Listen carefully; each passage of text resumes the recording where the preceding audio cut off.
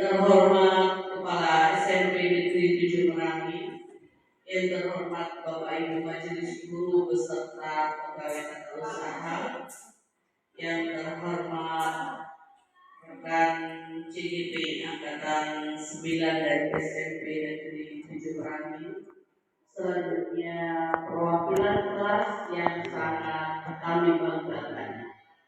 Puji syukur marilah kita ucapkan kehadirat Allah Subhanahu wa Ta'ala yang telah memberikan kita kesehatan sehingga pada pagi hari ini kita bisa berkumpul di ruangan ini dalam keadaan sehat dalam rangka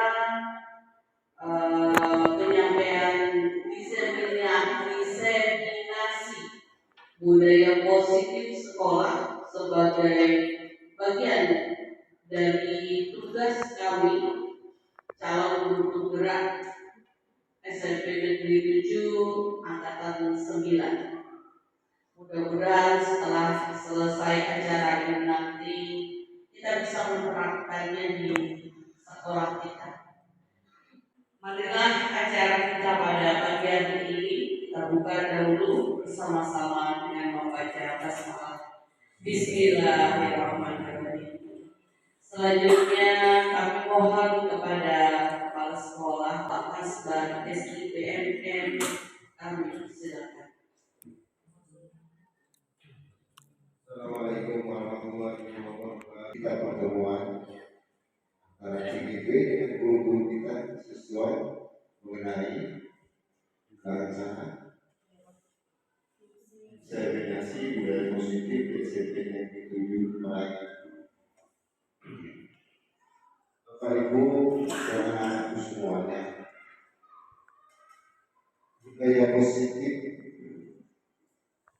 ini yang akan disampaikan nanti ini penting bagi kita semua warga sekolah SMP Negeri 7 Merangi yang mungkin selama ini sebelum adanya sekolah CGP ini kita belum tahu persis budaya positif itu apa dan bagaimana melakukannya. Dan alhamdulillah hari ini guru-guru hebat kita CGP SMP Negeri 7 Merangi yang berada di depan ini siap memberikan ilmu kepada kita apa itu budaya positif. Baik, kita mulai Bapak Ibu guru, rekan-rekan dan anak-anak kami tercinta. Ini adalah sosialisasi kami, ilmu yang kami dapatkan selama pembelajaran modul 1.1 sampai 1.4 yang harus kami sosialisasikan di sekolah ini. Perkenalkan, kami bertiga, saya Ibu Neni dan dua rekan kami CGP, Pak Akmal dan Ibu Yuanita, yang mewakili sekolah ini untuk mengikuti pendidikan CGP Angkatan 9. Saya mulai dari tujuan pendidikan. Menurut Ki Hajar Dewantara, tujuan pendidikan adalah menuntun segala kodrat yang ada pada anak-anak agar mereka dapat mencapai keselamatan dan kebahagiaan yang setinggi-tingginya, baik sebagai manusia maupun sebagai anggota masyarakat. Oleh sebab itu, pendidik itu hanya dapat menuntun tumbuh atau hidupnya kekuatan kodrat yang ada pada anak-anak agar dapat memperbaiki lakunya, bukan dasarnya hidup dan tumbuhnya kekuatan kodrat anak. Maksud dari filosofi pendidikan Hajar Dewantara ini adalah setiap anak itu punya kodrat masing-masing. Dulu kita mempercayai bahwa anak itu seperti kertas kosong, datang kepada kita seperti kertas kosong. Italah yang membuat coretan di atas kertas itu. Apa hasilnya? Tetapi teori itu sudah terbantahkan karena setiap anak itu punya kodrat. Mereka punya bakat sendiri, punya karakter sendiri. Kitalah yang menuntunnya mau menjadi apa, memperjelas tulisan yang sudah ada di kertas itu. Di kertas itu sudah ada tulisan yang masih kurang, sehingga anak datang kepada kita bukan dalam keadaan kosong. Anak-anak yang ada di antara kita ini, anak-anak yang ada di kelas kita, mereka sudah punya pengetahuan dasar, baik dari mereka kecil, kemudian di pendidikan sekolah lanjutannya, mereka sudah punya bakat. Kita yang mengarah sesuai dengan kodrat anak, kodrat alamnya, kodrat zamannya. Kita tidak bisa mengatakan kodrat anak-anak ini menjadi hal yang positif. Itu yang mau kita bangun. Bahkan ada filosofi dari Ki Hajar Dewantara yang dikenal dengan filosofi pendidikannya yang 3. Kalau seorang guru itu berada di depan, dia akan menjadi teladan. Tingkah laku kita, etika kita sebagai guru harus bisa menjadi teladan untuk murid-muridnya. Ketika kita berada di tengah, kita harus bisa mengikat murid-murid kita, menyatu dengan mereka, membangun karakter mereka. Dan kalau kita berada di belakang, kita bisa mendorong, memberikan motivasi kepada anak-anak untuk menjadi yang lebih baik. Anak-anak kita, kalau kita ingat-ingat, mereka berasal dari suku, budaya, sosial, ekonomi yang sangat berbeda dengan kita, antara anak satu dengan anak yang lain. Bahkan di tengah-tengah kita ada yang dari suara dalam. Hal ini akan mempengaruhi proses pembelajaran di dalam kelas. Kita sering menyamakan mereka harus hadir terus, mereka harus nilainya harus sama dengan anak-anak yang lain. Padahal tidak bisa kita samakan begitu. Kenapa? Kodrat alam mereka berbeda dengan anak-anak yang lain. Mereka lahir dan besar mencari makan di rimba. Kita samakan dengan anak-anak yang lain yang berada di lingkungan sosial, menyatu. Secara komunikasi saja mereka akan kesulitan apabila kita sebagai guru tidak bisa menjadi pengikat. Kodrat zaman sekarang, zaman sudah canggih, kita tidak bisa lagi melarang anak menggunakan gadget misalnya, karena ketika anak lahir saja masih kecil, orang tuanya sudah mendengarkan lagu-lagu yang mereka putarkan lewat gadget. Bahkan anak umur 2 tahun sudah tahu cara membuka YouTube, padahal mereka belum bisa membaca. Berbeda dengan kita yang lahir duluan. Kita dulu nggak tahu yang umur 2 tahun tuh bisanya apa. Anak sekarang kan begitu nangis, bukannya digendong tapi dibeli gadget, mereka akan diam. Lalu apakah kalau anak SMP kemudian sekolah dilarang bawa gadget? Yang terjadi ketika kita larang, mereka sembunyi-sembunyi bawa HP-nya ke sekolah, diletakkan di jok motor lah, dititipkan ke kantin lah. Ini karena memang sudah kodrat zamannya. Maka kita sebenarnya sudah beralih sedikit-sedikit mengikuti filosofi dari Ki Hajar Dewantara. Lalu kita masuk ke budaya positif di sekolah, yaitu nilai dan kebiasaan di sekolah yang berpihak pada murid agar mereka dapat berkembang menjadi pribadi yang kritis, penuh hormat, dan bertanggung jawab sesuai dengan profil pelajar pada sekolah. Budaya positif erat kaitannya dengan aturan sekolah. Kalau zaman kita dahulu, tata tertib sekolah itu kata-kata di zaman kita dahulu, sehingga sampai sekarang di sekolah kita masih terpampang tata tertib sekolah. Tata tertib yang bersifat harus, yang terikat di dalam isi tata tertib itu harus diikuti. Jika Jika dilanggar akan diberi sanksi, baik itu kepada siswa atau kepada kita guru. Misalnya dilarang datang terlambat, dilarang membuang sampah sembarangan. Kata-kata ini sekarang diubah menjadi budaya positif. Mengapa demikian? Budaya positif ini harus kita tumbuhkan karena budaya positif berkaitan dengan kebiasaan yang baik yang berpihak pada murid. Kita sekarang harus mau tidak mau berpihak pada murid. Guru itu tugasnya bukan menghukum murid, tapi berpihak pada murid, menumbuhkan perasaan dalam dirinya untuk melakukan sesuatu yang positif, bukan untuk paksaan, bukan karena takut, tapi karena kesadaran. Kalau kita bawa dalam diri kita sendiri, misalnya ketika kita berkendara di jalan raya, kita memakai helm. Kita sering kan kalau memakai helm alasannya takut ditilang Pak Polisi. Itu latar belakangnya.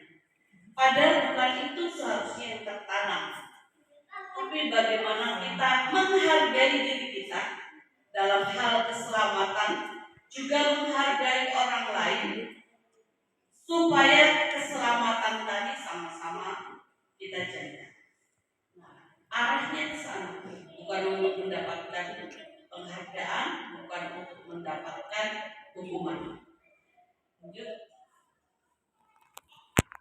Konsep utama budaya positif yang pertama adalah perubahan paradigma positif, yang kedua disiplin positif, yang ketiga kebutuhan dasar manusia, keempat motivasi perilaku siswa, 5 restitusi posisi kontrol diri, 6 keyakinan kelas, dan 7 segitiga restitusi. Konsep yang pertama, perubahan paradigma belajar. Dalam membangun budaya positif, sekolah dapat menyediakan lingkungan yang positif, aman, nyaman, agar siswa mampu berpikir dan mencipta dengan merdeka, mandiri, dan bertanggung jawab. Disiplin sangat berkaitan dengan kontrol guru terhadap siswa. Nah, ada 2 poin ini yang merupakan paradigma belajar. Sekolah kita sebenarnya sudah menjalankannya.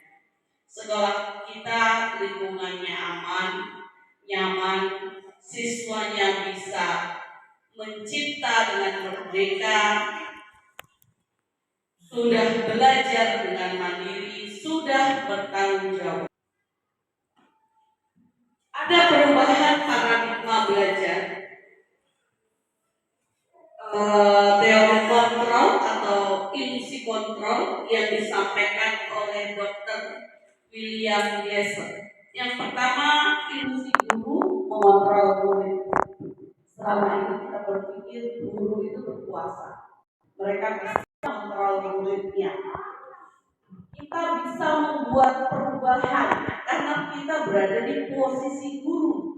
Kita bisa menekan anak-anak kita ini karena kita gurunya, kita pemimpin pembelajaran, tetapi itu salah. Mereka kalaupun mengikuti kemauan gurunya, itu karena mereka takut. Mereka takut dihukum tadi. Mereka takut melanggar tata tertib. Yang harus kita kembangkan, harus kita buang ilusi guru mengontrol murid. Kita tidak bisa mengontrol murid. Harusnya kita membangun kesadaran mereka. Jadi kalau misalnya mereka datang terlambat, kita di sekolah kita kan ada kebiasaan piket kaprinya. Mereka datang tepat waktu, misalnya 6:30 ya. Mereka menyambut lingkungan sekolah dulu karena terpaksa. Yang terlambat takut nanti dihukum, suruh push up, suruh lari. Ini yang tidak diperbolehkan lagi. Karena kita posisinya guru, ilusi tadi. kita mengontrol mereka, harusnya begitu. Tapi bagaimana kita bisa membangun kesadaran itu dari diri peserta didik kita. Itulah kenapa kalian 9 orang ketua kelas kami undang di sini. Kami anggap kalian ini perwakilan kelas yang telah bisa menyampaikan kepada teman-teman bagaimana membiasakan disiplin positif di sekolah, bukan karena takut pada Bapak Ibu, tapi dalam kesadaran diri kita sendiri. Kita juga sudah punya ketua OSIS baru terpilih, makanya kami hadirkan di sini untuk mendengarkan pemaparan ini akan menjadi program kita ke depan, yaitu budaya positif di sekolah kita ya, sehingga kita tidak berlaku lagi nanti hukuman-hukuman di sekolah, tapi memang kesadaran kita supaya di tingkat selanjutnya ketika nanti kamu sudah lepas dari bangku pendidikan, sudah berada di tengah masyarakat, kamu jadi orang yang bisa punya karakter baik, kebajikan universal, kebajikan dari dalam dirimu sendiri, bukan karena orang lain, karena dari laku dasarnya sudah terbentuk. Yang kedua adalah ilusi bahwa semua penguatan positif, efektif, dan bermanfaat. Itu tidak betul. Bahwa kita mengatakan penguatan positif, efektif, dan bermanfaat. Tidak ada pemaksaan itu yang efektif dan bermanfaat. Kita jujur saja, ketika waktu sekolah pasti pernah dulu bermasalah, baik dengan orang tua, baik dengan bapak ibu gurunya di sekolah, yang sampai sekarang kita rasakan. Kita ingat-ingat di kepala kita, ada lumpur kita sudah tua. Nah itu contoh bahwa ketika saat itu kita mendapatkan hukuman, kita merasa takut. Jadi bukan karena budaya positif yang ada di dalam diri kita, tetapi yang ada perasaan takut tadi. Itu yang kita perlukan lagi Bapak Ibu. Yang ketiga, ilusi bahwa kritik membuat orang merasa bersalah dapat menguatkan karakter. Kita mengkritik orang lain, sesama guru kita mengkritik, kepada pemimpin kita mengkritik, pemimpin mengkritik bawahannya, bahwa ilusi itu akan membuat orang berubah. Ternyata itu salah. Tidak akan berubah. Kalau berubah, jangkanya hanya saat itulah. Karena yang dibutuhkan adalah kesadaran, lagi-lagi adalah kesadaran dari diri kita sendiri. Kita menghargai diri kita sebagai orang yang merdeka yang mau berbuat baik. Yang terakhir adalah ilusi bahwa orang dewasa memiliki hak untuk memaksa, terutama kita orang tua ya, baik orang tua di rumah atau di sekolah, membentak anak, baik anak didik atau anak-anak kita sendiri. Dengan latar belakang orang dewasa itu memiliki hak untuk memaksa. Hal ini tidak betul. Tapi bagaimana kita bisa membuat anak-anak kita, peserta didik kita paham yang mereka lakukan itu tujuannya untuk mereka nantinya ketika di usia dewasa. Itu yang poin paling penting untuk dikuasai oleh seorang guru. Disiplin positif yaitu kemampuan memerintah diri sendiri dalam mengontrol dan menguasai diri untuk memilih tindakan yang mengacu pada nilai-nilai yang kita hargai dengan penuh tanggung jawab tanpa terperintah orang lain. Ini yang saya bilang tadi. Disiplin itu kemampuan memerintahkan kepada diri sendiri untuk mengontrol, bukan karena orang lain. Nilai-nilai yang kita hargai itu nilai apa? Nilai kebajikan yang secara universal, berarti semua orang mengakui, semua agama mengakui, semua suku mengakui. Nilai-nilai yang ada di dalam tujuan manusia yaitu nilai-nilai dalam Pancasila. Misalnya nilai religius, semua kita pasti punya keyakinan beragama, kemudian bagaimana kita menghormati orang lain, kita bersifat demokratis, menyayangi orang lain. Nilai-nilai seperti itu yang perlu kita tumbuhkan dalam diri anak-anak atau peserta didik kita. Setiap orang punya kebutuhan dasar yang berbeda-beda.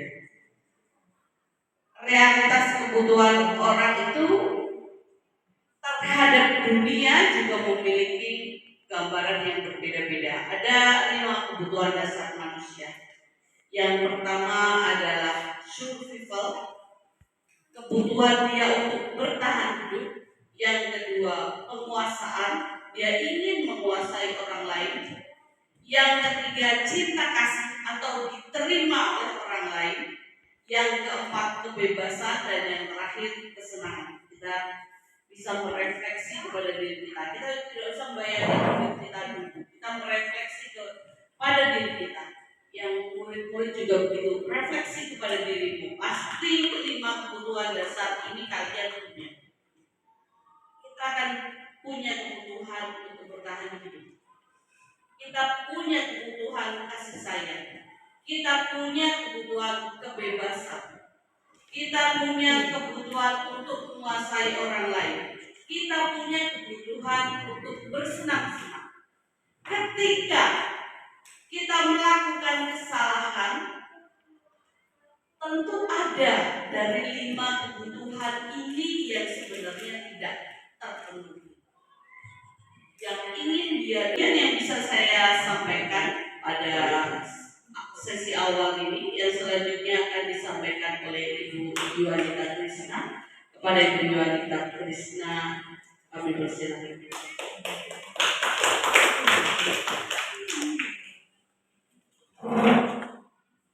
Bismillahirrahmanirrahim. Assalamualaikum warahmatullahi wabarakatuh. Budaya positif di SMP Negeri 7 Barang ini memang perlu kita terapkan. Beda kata-katanya. Kalau dulu namanya tata tertib, sekarang budaya positif. Kenapa dibilang budaya positif? Karena itu akan timbul dari diri siswa masing-masing ataupun guru masing-masing. Tadi bukan karena paksaan, bukan karena penghargaan, bukan karena takut, tapi karena memang motivasi intrinsik dari dalam dirinya untuk berbuat hal-hal yang menimbulkan disiplin positif. Melanjutkan yang sudah disampaikan tadi, yaitu tentang motivasi, perilaku, dan kebutuhan dasar manusia. Selama ini kita mau siswa tanpa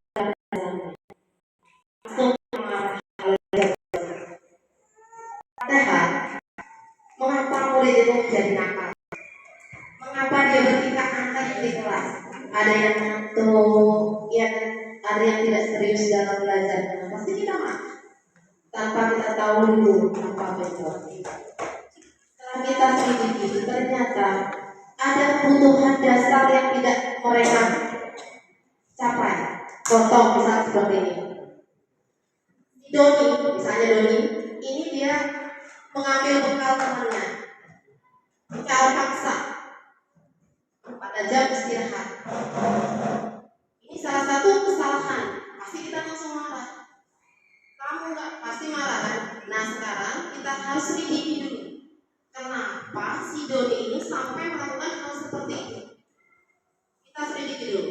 Ternyata bisa saja karena kelima kebutuhan yang disebutkan tadi. Yang pertama adalah kebutuhan bertahan hidup atau survival, ini pokok dasar. Kemudian ada yang namanya kasih sayang dan merasa diterima, kebebasan, kesenangan, dan penguasaan. Di sana mungkin pada saat Doni melakukan kesalahan itu ada kebutuhan dasar yang tidak terpenuhi. Misal yang pertama, kenapa dia tidak memaksa minta jajan atau minta botol temannya secara paksa? Itu dikarenakan kebutuhannya tidak terpenuhi. Yang pertama adalah bertahan hidup. Karena bertahan hidup itu adalah survival pertama yang harus dipenuhi orang. Ya, misalnya apa? Primer itu, yaitu rumah, sandang, pangan dan papan atau makannya. Mungkin dia tidak dibawakan bekal oleh orang tuanya, padahal itu pokok. Atau dia tidak dikasih sangu sama orang tuanya, bisa jadi. Berarti harus kita selidiki dulu. Yang kedua, mungkin orang tuanya tidak perhatian, berarti dia kurang kebutuhan tentang kasih sayang. Mungkin dia sudah ngomong sama ibunya, kemudian jadi tapi tetap saja orang tuanya tidak memberikan bekal atau uangnya, berarti dia tidak merasa dihargai.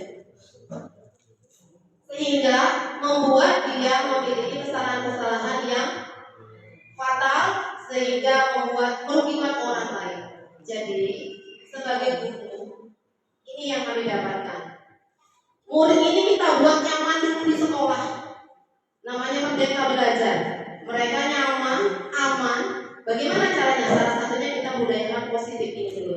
Berarti kalau ada murid yang bermasalah, intinya jangan langsung kita judge, langsung kita adili, kamu nakal, kamu kita judge mereka seperti itu. Harusnya kita selidiki dulu, karena ada motivasi atau kebutuhan dasar mereka yang tidak terpenuhi. Kita selidiki dulu, itu yang terpenting. Ya, berarti bagaimana mengatasi sesuai bermasalah? Berarti panggil, jangan kita yang namanya menasehat itu secara berdua saja atau tidak ada orang lain itu menasehati. Tapi kalau kita menasehati secara banyak orang banyak itu bukan menasehati namanya. Yang masalahnya. Jadi kalau kita memang anak itu bermasalah, selesaikan di pembelajaran baru nanti kita panggil. Bisa jam istirahat atau bisa kita ambil waktunya. Kemudian kita selidiki apa yang menjadi masalahnya, pokok dasarnya. Kamu tanya, kita tanya kebutuhan. Nanti kita tanya kenapa alasannya dia berlaku seperti itu. Berarti ada kebutuhan dasar yang tidak terpenuhi. Ada yang ngantuk, ya kan? Ada yang misalnya enggak, mungkin ada yang misalnya penguasaan, dia merasa harus berkuasa tapi misalnya tidak berkuasa. Salah satunya dia mengusulkan pendapat tapi tidak kita terima misalnya. Itu salah satu dia akan berontak. Jadi harus kita selidiki dulu apa masalahnya. Kemudian ilustrasi kepalan tangan dengan barang bersajaran kerahasiaan. Apakah pemberian hukum itu perlu? Sekarang pemberian hukuman itu perlu atau tidak kira-kira? Apa kira-kira dengan menghukum anak itu pasti akan berubah? Apakah penghargaan itu juga harus? Jadi anak ini kita tujuan budaya positif tadi supaya anak termotivasi dari dalam diri, bukan karena hukuman, bukan karena dia minta dihargai, bukan misalnya anak kerja, ada pembina lewat misalnya, baru kita kerja, itu berarti karena ada motivasi ekstrinsik, bukan motivasi dalam dirinya. Misalnya ada gurunya yang mengontrol baju, baru kita misalnya masalah baju, ini Pak JR lewat, baru dimasukkan. Itu berarti bukan budaya positif. Kenapa? Karena dia takut dihukum. Yang kita inginkan ini dia termotivasi dari dalam dirinya, bukan karena hukuman. Itu masalahnya. Nah sekarang kalau apakah misalnya anak itu bermasalah, kita sebagai guru ini ada posisi kontrol restitusi, ada 5 posisi, yaitu penghukum, ya. Rata-rata tidak 1-2 selama ini saya sendiri mungkin masuk ke penghukum, ya. Sering anak yang tidak mematuhi peraturan kita hukum. Misalnya kalau contohnya saya misalnya tidak mengerjakan PR, berarti saya kasih 2 kali lipat. Apakah itu akan efektif? Belum tentu. Ya. Kemudian contoh kata-kata dari kalau kita sadar ini kita menghukum atau tidak. Patuhi aturan saya. Kalau tidak awas kamu. Ya kan? Kamu selalu saja salah. Itu adalah kata-kata itu secara omongan saja. Berarti kan yang namanya penghukum itu ada 2, yaitu verbal dan non verbal. Ya kan? Harus kita tahu itu. Seharusnya kita tidak boleh lagi posisi penghukum. Kata-katanya itu harus kita perlu. Memang sekarang kurikulum merdeka yang intinya bagaimana kita kita memposisikan diri kita sebagai guru sehingga anak itu merasa aman nyaman di sekolah. Mereka senang dulu di sekolah. Itu tujuannya pertama ini. Memerdekakan murid. Mereka senang dulu. Mereka datang sekolah ini bukan karena beban. Apalagi mereka takut duluan belajar. Itu jangan terjadi. Mereka tujuannya senang dulu sekolah ini. Jangan ada merasa terbebani.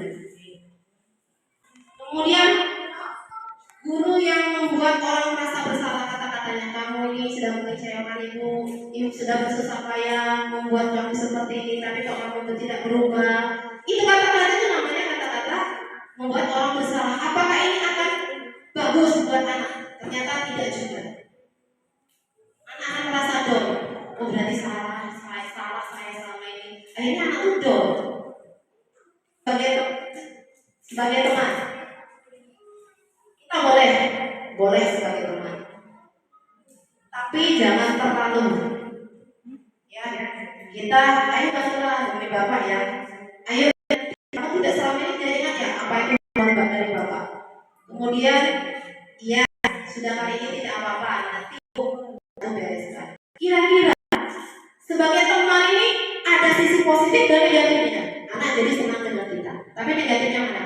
Kita tidak punya seperti pengadaan terhadap mereka. Jadi mereka menganggap remeh kita. Teman, boleh, tapi kita harus tahu situasi. Misalnya, ya sudah kali ini tidak apa-apa, nanti ibu bantu bereskan, otomatis mereka senang. Tapi kita tidak ada harganya. Ya. Nah, kemudian posisi kita sebagai pemantau. Apa yang telah kamu lakukan? Peraturannya apa? Sanksi atau konsekuensinya apa? Ya. Jadi kalau pemantau ini sangat ditekankan dia mengerti peraturan. Misalnya, kamu salah. Kenapa? Kamu sudah tidak memakai sepatu berwarna merah karena tidak sesuai dengan peraturan sekolah itu pemantau. Kamu salah. Kamu tidak menggunakan alma mater setiap Senin Selasa. Itu pemantau. Memang itu sudah menjadi peraturan sekolah. Nah, di sini ditekankan tadi kita akan berubah dari kata-kata peraturan menjadi budaya positif yang nantinya akan berbudaya ke anak-anak. Jadi anak-anak itu bukan lagi karena faktor penghukum, takut dihukum, takut disanksi, tapi mereka memang dasarnya sudah dari dalam diri mereka. Sedikit demi sedikit kita budayakan budaya positif ini dari kelas dulu, lingkungan kecil dulu dari kelas. Kalau kita sudah punya sifat ya tadi, posisi kontrol tadi, yang paling bagus itu adalah manajer. Ya, dari 5 posisi kontrol itu yang paling bagus itu adalah kita sebagai posisi manajer. Guru berbuat sesuatu bersama dengan murid, mempersilahkan murid mempertanggungjawabkan perilakunya, mendukung murid agar dapat menemukan solusi atau permasalahannya sendiri. Apa rencana kamu untuk memperbaiki hal ini? Apa yang ini atau keyakinan kelas? Nah, ini akan kita terapkan di kelas. Keyakinan kelas inilah yang nanti akan menimbulkan budaya positif salah satunya. Ya, kenapa keyakinan kelas ini penting? Karena di dalam keyakinan kelas berarti tidak ada peraturan. Bukan peraturan kelas. Kalau peraturan kelas yang disebutkan sama Bu Neni tadi, tidak boleh membuang sampah sembarangan. Tidak boleh di kelas. Itu namanya peraturan. Berarti kalau ada peraturan, berarti harus ada sanksi di sana. Kalau di sini yang namanya keyakinan kelas tidak ada sanksi atau hukuman. Jadi mereka meyakini kalau kesepakatan itu akan dibuat bersama, pasti mereka akan melaksanakannya dengan senang hati. Kenapa? Karena keyakinan kelas itu akan dibuat secara bersama-sama. Kenapa perlu dibuat? Karena di dalam keyakinan kelas itu ada yang namanya nilai-nilai kebajikan. Salah satunya tadi yang sesuai dengan profil pelajar Pancasila, menghargai, menghormati, religius dan lain sebagainya. Itu yang akan mendarah daging dalam diri siswa. Jadi mereka itu bukan karena terpaksa, tapi memang dasar motivasinya itu dari dalam diri masing-masing. Seorang guru dengan memahami kebutuhan dasar manusia dan teori kontrol serta teori motivasi berusaha memposisikan dirinya pada posisi kontrol yang paling tinggi, yaitu manajer. Ya, Ya, bukan berarti yang keempat tadi tidak bagus. Ada dampak positif dan negatif. Tapi yang paling bagus kita berada di posisi mana? Manajer. Ya, di posisi manajer ini yang paling bagus. Jadi kita melihat anak itu bukan langsung kita sama-sama mencari solusi dengan anak apa permasalahan, jangan langsung menjudge. Berarti kita selisih hukuman dan penghargaan. Kita kasih hukuman yang anak itu berarti kita kasih penghargaan. Kita kasih hukuman dia melakukan kesalahan. Kita kasih reward kalau dia melakukan hal yang positif. Nah, apa dampak?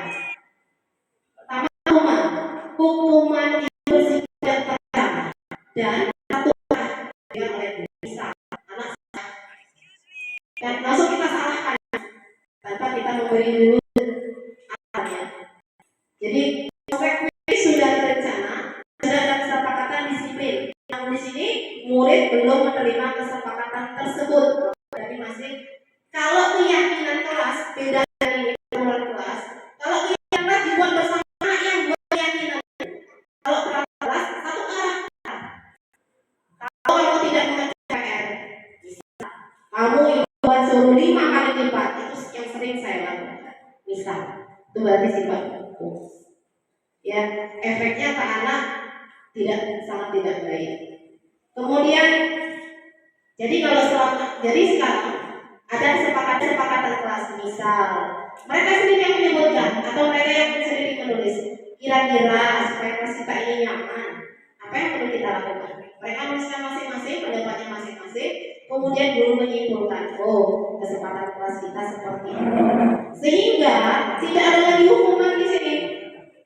Kenapa? Karena mereka sudah melakukan keyakinan kelas, bukan peraturan kelas, keyakinan kelas. Tidak akan bakal ada hukuman lagi. Kenapa? Karena mereka sudah yakin bahwa mereka mampu. Mereka yakin mereka bisa menjalankannya dan tidak melanggarnya. Kenapa? Keyakinan itu yang buat siapa? Murid sendiri. Bukan guru. Kalau peraturan kita yang buat, otomatis mereka merasa terbebani dan itu satu arah. Selama ini kalau kita kalau ada bersalah pasti dihukum. Penghargaan biasanya kita berikan kepada siswa yang seperti apa? Yang berprestasi, siswa yang melakukan hal-hal yang positif, kita kasih reward, kita kasih pujian. Ternyata itu juga tidak bagus. Kenapa? Karena dia akan terbiasa. Makanya kalau saya katakan tadi misalnya mereka nyapu itu karena dia wali kelas. Mereka berbuat hal-hal yang bagus supaya dilihat orang melihat dulu supaya nanti akan dipuji. Ternyata itu bersifat hanya sementara. Kalau tidak ada yang ngawasi, tidak ada yang kontrol, otomatis akan tidak berbuat seperti.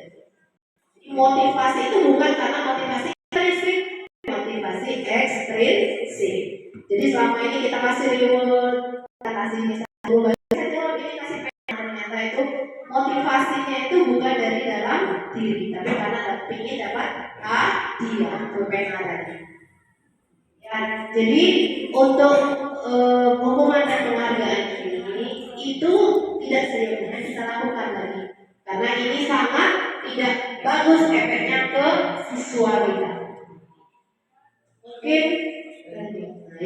Mungkin hanya ini yang bisa saya sampaikan. Semoga bisa kita terapkan budaya positif di SMP Negeri 7 Merangin ini dengan ikhlas, benar-benar termotivasi dari dalam diri kita masing-masing, sehingga nanti akan kita terapkan, kita lakukan, sehingga bisa membudaya menjadi karakter bagi anak didik kita, sehingga sekolah kita akan lebih maju lagi ke arah yang lebih baik lagi. Mungkin hanya ini yang bisa saya sampaikan. Apabila ada kesalahan penjelasan, saya mohon maaf. Saya akhiri. Billahi taufiq wal hidayah wa hidayah. Wassalamualaikum warahmatullahi wabarakatuh. Waalaikumsalam warahmatullahi wabarakatuh. Alhamdulillah, bersyukurillah, alhamdulillah, alhamdulillah, nanti kita akan sekolah. Itu ada sekolah. Nanti guru dan anak ini yang menggunakan. Saya melanjuti dari ekspektasi yang disampaikan rekan saya tadi, pertama dari Bu Neni, kedua dari Bu wanita, dan yang terakhir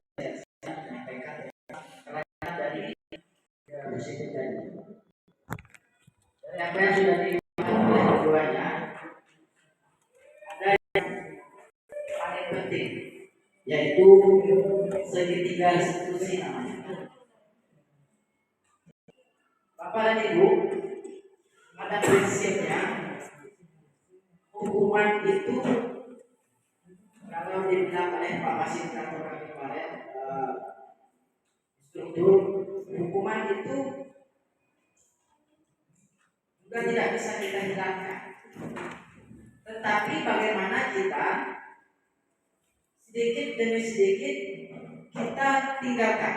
Nah, itu dengan cara apa? Dengan cara kita memahami budaya positif ini dan kita perlahan untuk menerapkannya di sekolah kita. Kadang-kadang kita sebagai guru ini mungkin bertolak belakang kalau kita dengarkan tadi apa yang Bapak katakan oleh kedua materi tadi. Kadang-kadang bertolak belakang. Masa nggak ada hukuman sama sekali? Terus anaknya mau diapakan? Apalagi ada kata-kata tadi berpihak pada murid. Apa ini Bu? Kami segitiga restitusi. Apa itu restitusi?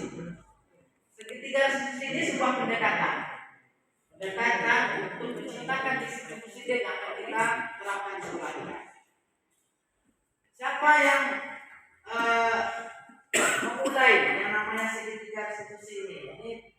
Yaitu Diane Gosen. Dia adalah seorang juga sudah meneliti bagaimana segitiga restitusi yang menurut beliau berdampak sangat positif dalam menerapkan disiplin ini. Segitiga restitusi adalah suatu proses dialog pembentukan karakter yang dijalankan oleh guru atau orang tua agar dapat menghasilkan murid yang mandiri dan bertanggung jawab. Segitiga restitusi ini menuntut kita sebagai guru untuk menyelesaikan permasalahan yang ada, terutama pada murid.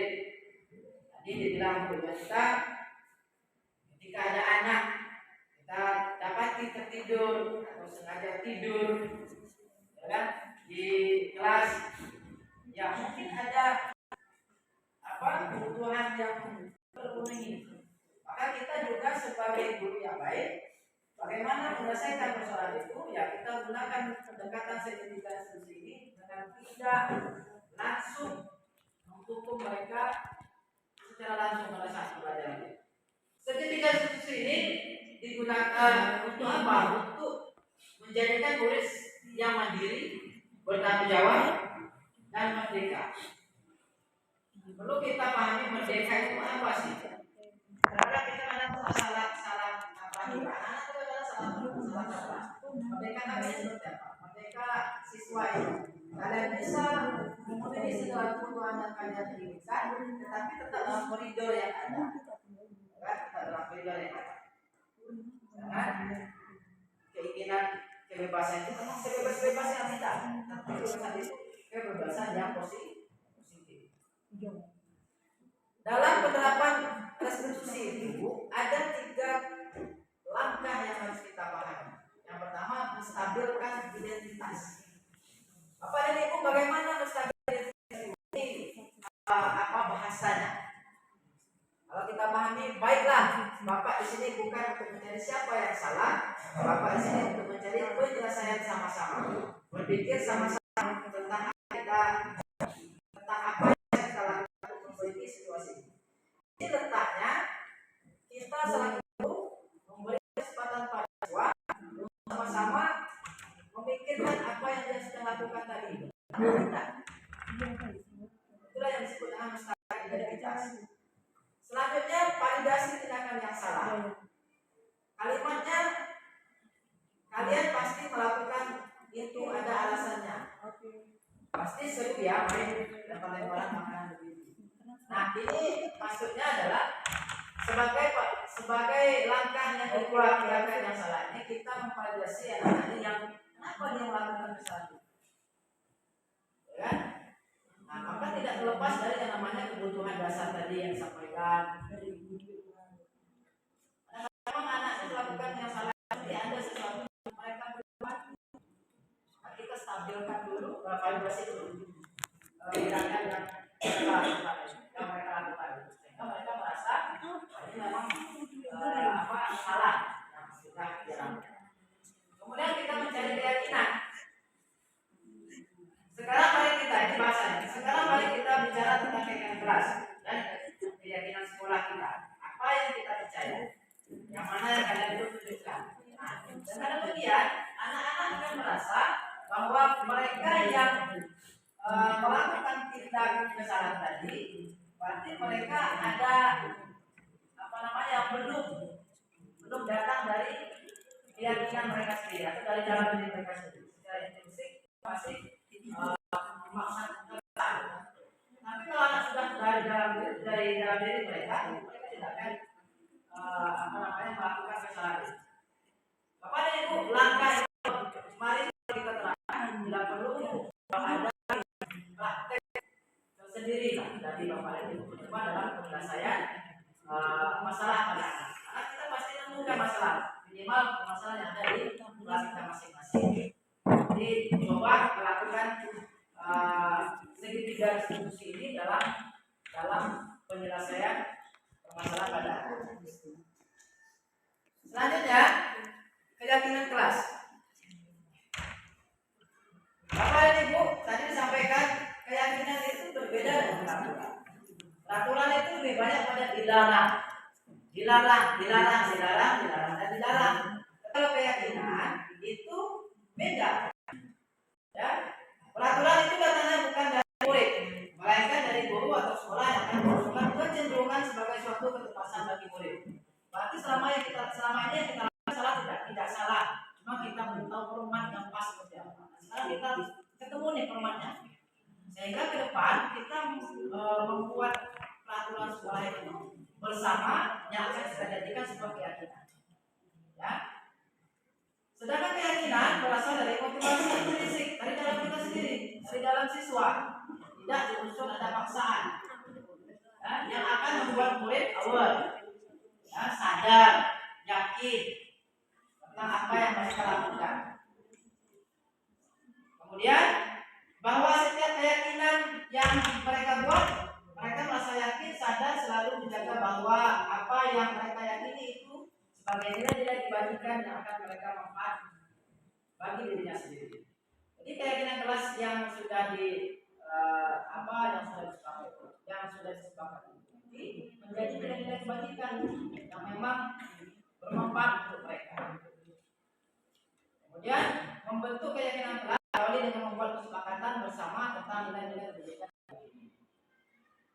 Bagaimana contoh kalimat keyakinan kelas? Ini ada contoh yang kami buat. Kelas akan kelihatan rapi apabila barang-barang tersebut sesuai tempatnya. Kalau kita kerapian, kelas gitu kan. Kemudian dengan menghormati orang lain berarti Anda menghormati diri sendiri. Berarti saling menghormati gitu kan. Kita akan lebih siap menerima pembelajaran jika datang lebih awal dan berarti disiplin tepat waktu. Nah, bagaimana cara membuat keyakinan kelas itu? Mungkin saya bisa sedikit sampaikan. Yang pertama, kita mempersilahkan warga sekolah atau murid-murid di sekolah, di kelas khususnya, karena kita membuat keyakinan kelas dulu, untuk bercurah pendapat tentang peraturan yang perlu disepakati di kelas. Jadi semua masukan-masukan dari murid tadi, ya, dicatat apa semua yang masukan yang dari murid tadi. Ya, susunan keyakinan kelas sesuai prosedur. Pembentukan keyakinan sekolah atau kelas gantilah kalimat dengan bentuk menjadi positif. Contoh tadi misalnya jangan berlari di kelas atau koridor, jangan berlari di kelas. Kita ganti dengan berjalanlah di kelas atau koridor. Nah, jadi ada bahasa atau kalimat yang kita ganti dalam penerapan keyakinan kelas ini. Setelah ditulis oleh anak itu, kita tinjau kembali, ya, tinjau kembali. Jangan kita sepenuhnya menyerahkan pada anak, karena kadang-kadang kita kan memahami bahwa kalimat yang diberikan anak itu tidak pas tunggal. Kadang-kadang ada yang person itu artinya yang penting mereka bebas saja gitu. Ini juga kita harus telusuri, gitu kan. Di sini letak kita menuntut, ya, letak kita menuntut bahwa tidak juga sembarangan membuat ini. Nanti dibuatnya bebas makan lah, jadi salah. Nah, atau yang tidak mengerjakan PR, jadi apa ya? Memang memang agak sulit, tapi kita coba perlahan-lahan dan kita mencoba sedikit perlahan yang namanya hukuman. Kemudian lanjut langkah yang membuat keyakinan keras tadi, setelah ditinjau ulang, lalu kita kembali sepakati tentang keyakinan itu, lalu kita tempelkan di yang nampak oleh orang banyak, pertama yang membuat keyakinan, dan dia selalu sadar bahwa ini keyakinannya saya yang membuat kebenaran ini. Kan beda kalau kita buka peraturan kelas kita, kan beda dengan konsep keyakinan kelas itu. Ya, itu langkah-langkah yang bisa dilakukan. Nanti bisa dimodifikasi langkah itu supaya senyaman-nyaman lah, supaya di kelas itu dapat keyakinan kelas yang benar-benar keluar dari siswa itu sendiri. Nanti mungkin kita bertanya, lalu gimana dengan sekolah? Yaitu pembentukan sekolah itu kita butuh prosedur jauh beda dengan prosedur keyakinan. Makanya kalau ada keyakinan kelas itu sudah bisa masuk ke keyakinan sekolah. Ya, intinya Bapak dan Ibu semua, dalam penerapan positif ini mengajak kita semua untuk melakukan sesuatu itu dari dalam diri kita sendiri, tanpa ada unsur paksaan apa-apa, tanpa ada takut pada siapa-siapa, apalagi takut pada hukuman. Siswa juga sama, jangan takut pada hukuman. Kalau memang kita salah, ya kita akui kesalahan kita itu dengan kegentlemanan kita selaku siswa. Kalau kita ini salah, kita siap diberi sanksi. Ya, nah, untuk menghilangkan sanksi hukuman itu, mari kita sama-sama melakukan disiplin positif sehingga hukuman tadi bisa kita pinggirkan.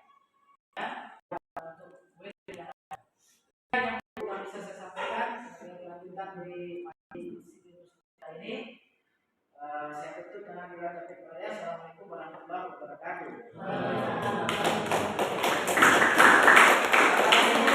Kami beri sesi pertanyaan untuk bisa kita diskusikan supaya materi ini bisa kita pahami sama-sama walaupun belum.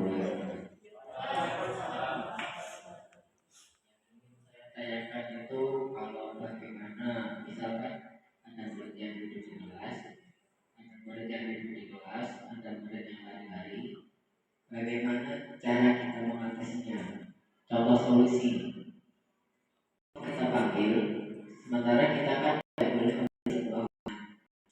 Gimana cara kita agar murid itu bisa mengulang lagi? Sementara kalau murid tidak diberi hukuman, biasanya itu dia malah tidak keluar. Terima kasih. Untuk pertanyaannya Pak Aris, tadi gimana cara menindaklanjuti anak yang bermasalah tanpa hukuman? Ya, kalau selama ini sudah jelas itu pasti pakai hukuman sehingga anak ada efek jerahnya, ya kan? Kalau sekarang karena kita sudah belajar di kumon, memang kata Pak Ahmad tadi susah menghilangkan hukuman, tapi kita harus buat dulu, makanya harus ada keyakinan kelas. Misalnya kita belajar PCOK, itu harus ada keyakinan kelas dulu. Keyakinan kelas itu bersama-sama. Solusinya, misalnya belajar PCOK, apa anak itu suruh nulis semua. Kira-kira kelas ini supaya kita nyaman itu seperti apa? Anak-anak kan nulis semua, ya. Kemudian ditempelkan di papan tulis, kemudian kita baca apa yang mereka inginkan. Kemudian menjadi kelas, menjadi keyakinan kelas. Dia kita tulis, kemudian kita simpulkan kata Pak. Nanti kita pilih kata-kata yang memang anak itu, kalau tadi katanya anak-anak bisa ribut-ribut, itu berarti tidak, ya. Berarti kita cari kira-kira keyakinan kelas itu yang sesuai dengan koridornya tadi. Berarti yang kita lakukan pertama itu adalah membuat keyakinan kelas dulu. Keyakinan kelas mana? Belajar PCOK. Misal pelajaran PCOK kan. Berarti kita buat keyakinan kelas dulu.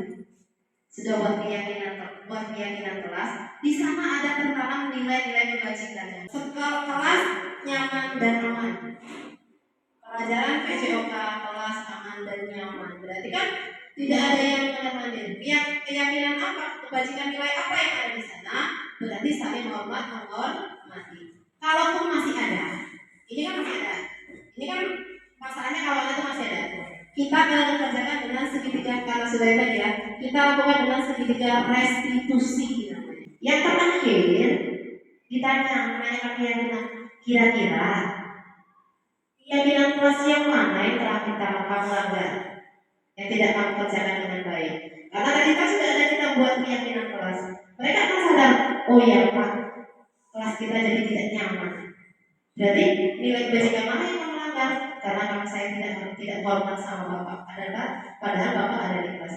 Jadi memang tidak mudah menerapkannya. Ada butuh proses kesadaran yang luar biasa. Ini baru belajar, kita sama-sama belajar. Mungkin tidak mudah menerapkan seperti membalikan tangan, semua butuh proses. Berarti yang pertama kita lakukan tadi adalah apa guys? Pertama, membuat keyakinan kelas. Karena keyakinan kelas itu dibuat anak-anak yang buat peraturan, bukan kita yang buat keyakinan kelas. Tapi dari kata-kata mereka itulah nanti kita simpulkan. Nah, memanggilnya itu bukan kita nasihati secara global. Kita panggil dan berdialog. Kita sih namanya dialog dua arah. Yang kedua segitiga restitusi untuk mencari dialog dua arah untuk mencari solusi terakhirnya. Jadi anak itu kita tanyakan nanti gimana kira-kira solusinya supaya kamu tidak melanggar lagi.